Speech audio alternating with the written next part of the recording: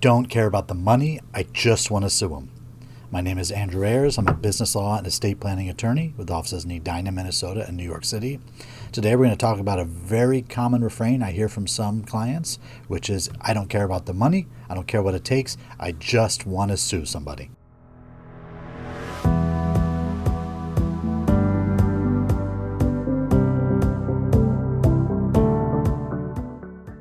So to back up a little bit, it's pretty common to hear from somebody who feels wronged that they want to bring a lawsuit.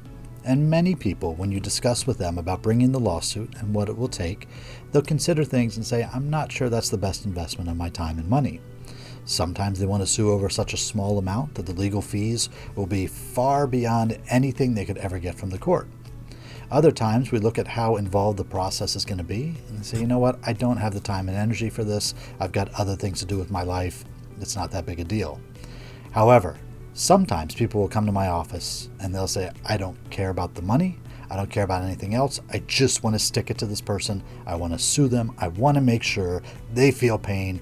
They need to pay for what they've done. These are all common buzzwords and phrases I hear when somebody feels they are very much wronged by somebody else, and we have to make sure we're going to use the judicial system to make them pay. So what you need to understand is, while you can do that, it's going to be an expensive process and you may not actually be the winner in the end. But let's look at 4 different scenarios where this kind of situation comes up so you can consider whether or not you really want to bring that lawsuit. Scenario number 1. Somebody has wronged you, or you think they're going to wrong you, and you just want to file the lawsuit. So this can often come up in the world of like a breach of contract. So you've entered into a contract with somebody else, and let's say they owe you money 2 weeks from now, and you really think they're not actually going to pay you in 2 weeks. But you know what? You want to bring the lawsuit anyway right now because you are so sure that they're going to breach that contract. They're not going to make that payment. So forget them. We're going to make sure and file a lawsuit. In that situation, there hasn't even been a breach yet. Nothing has happened. Preemptively filing the lawsuit against them could be dismissed in a minute by a court who says, wait a second. Their time to pay you hasn't even run up yet. There's no emergency here. And what happens if they do pay you? They may go to that court and say, hey, I made the payment on time. I want the case dismissed, and I want them to pay for my legal fees for all of this. So if they haven't actually done anything wrong yet, if you're really just trying to use your local courts as a way to harass somebody and make a point, it might not be the best way to go. You may end up paying for their legal fees as part of that. Scenario number 2. You need an injunction. Now this is a case where it actually may make sense. So you know somebody's about to launch a product, and that product looks a lot like yours, and in fact they've got one of your ex-employees consulting with them or working with them, and you know it's going to infringe on your copyrights, on your trademarks. They're setting up a website that looks just like yours. They've done a whole bunch of actions that make it clear that they're about to do something that's going to harm your business, it's going to harm your brand, and you need to stop them. In this case, this is where you may want to bring a lawsuit for an injunction. And the injunction would be a court order that says to them, the other party, they can't do what they're about to do. That injunction comes from the court. There's they can do something, and then they can be held in contempt of the injunction, and then they can be hit with significant fines and contempt, and other things can happen. However, usually when people receive an injunction against what they're about to do, they'll stop.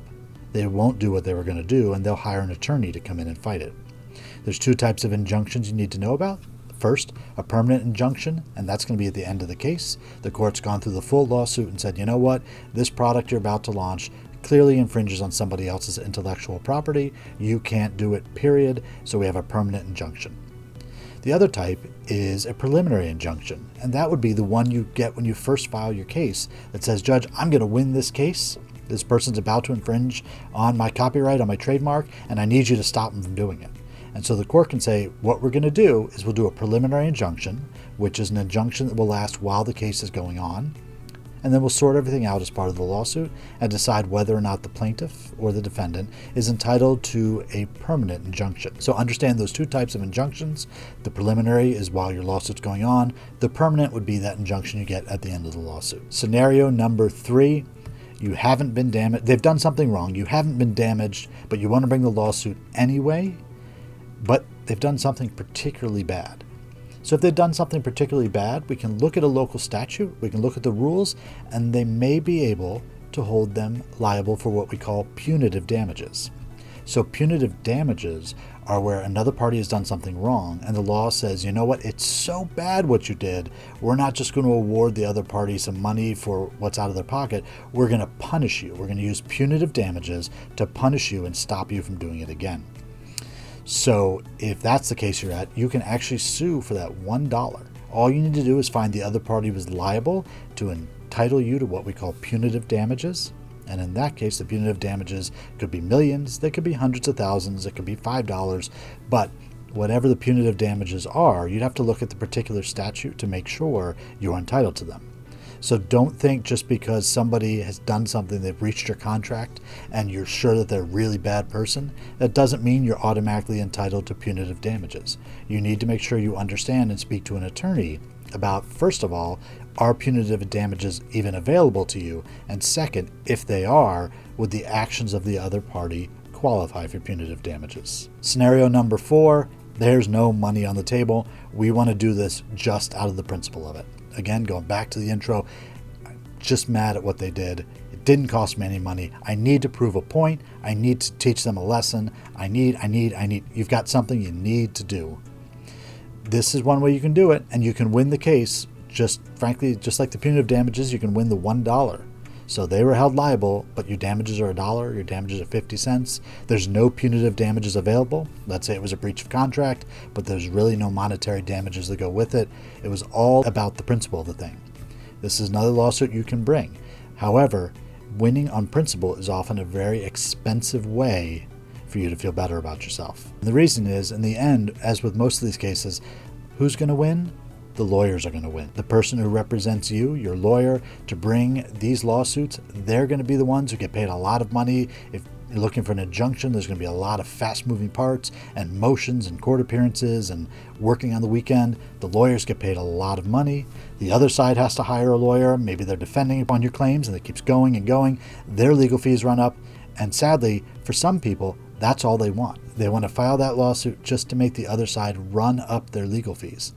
You can do it, and the other side may have significant legal fees, but you always have to watch out to make sure that none of the claims between the parties allow for an award of attorney's fees. Because what were you going to do when you win on principle? However, because of the way a statute is worded, the other side actually has you pay their legal fees. So you could win your case and still have to pay money to the person you beat in court. So this is not the way you want to proceed with litigation. I've been through it enough times. I said you hear it in those initial consultations with people. It's about the principle. I just want to make them hurt. Before you go down this road, think about what it's going to cost you, both economically, financially, and with the time you're going to have to spend on all these cases. After all that, if you still want to file a lawsuit, make sure you talk to an attorney who's done the kind of lawsuit that you're seeking before, and make sure that they can tell you what's going to go into it and whether or not it's a good investment of your time and money. So if I haven't talked you out of doing these kind of lawsuits, or you still want to go through your personal situation with a lawsuit you want to bring, you can go to my website, andrewmayers.com. There's a red legal strategy session button on the front page.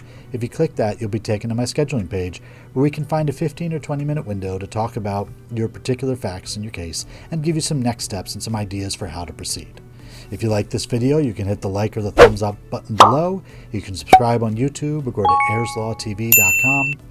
And again, if you really want to bring that case, it's just out of principle, it has nothing to do with the money, you can do it, but you need to think about all these issues before you file that case.